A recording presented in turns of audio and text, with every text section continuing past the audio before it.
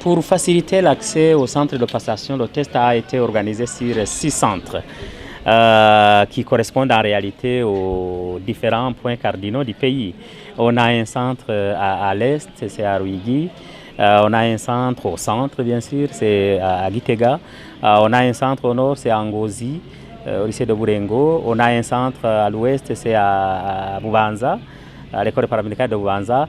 Un centre au sud, c'est à Makamba. Et on a un centre ici à Bujumbura où nous sommes et là où il y a le plus d'effectifs. On attendait 1822 candidats. On a eu 1701, ce qui nous fait un taux de participation de 93,3% et nous sommes satisfaits.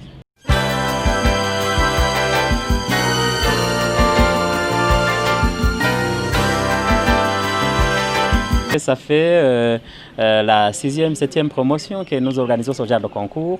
Les Burundais, vous savez, ils sont vraiment, ils ont une culture démocratique maintenant ancrée dans leurs pratiques. S'il y avait eu une suspicion un jour, ils auraient déjà revendiqué leurs droits.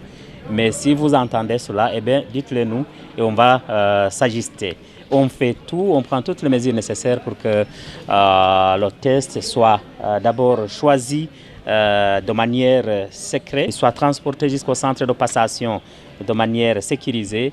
Et vous avez vous-même été témoin. C'est embarré, c'est scellé dans les mares. C'est moi-même qui ai ouvert ça ici.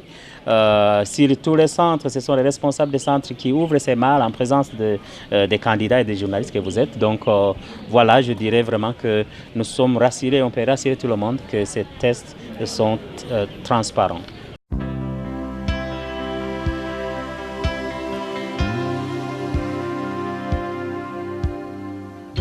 Ce n'est pas la première fois que nous organisons un test d'entrée dans certaines filières de nos universités. Mais je dirais que cette année est une année particulière quand même parce qu'elle rentre dans le prolongement du programme du gouvernement de création des écoles d'excellence dont la première promotion participe à ce concours. Alors, quelle est la plus-value? C'est une tradition au niveau du système éducatif qui est d'évaluer. Et l'évaluation nous permet d'abord requérir les compétences, d'évaluer les compétences acquises par les élèves, mais également de les classer et de ne retenir que, pour le cas présent, de ne retenir que les meilleurs. Parce que les pôles d'excellence qu'on a envisagés, à défaut de créer des universités d'excellence, par ailleurs, toutes les universités sont considérées comme des centres d'excellence.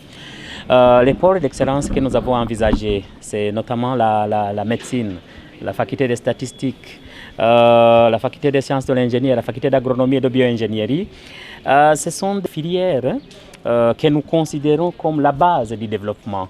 Et donc, on a intérêt que ceux qui fréquentent ces filières-là soient les meilleurs pour que, à l'avenir, quand ils seront en activité, ces filières soient maîtrisées et qu'ils entretiennent vraiment une bonne productivité. Donc, on a tous intérêt à cela. On espère avoir de bons candidats. Et un bon candidat à la faculté de médecine, c'est potentiellement un bon médecin en perspective.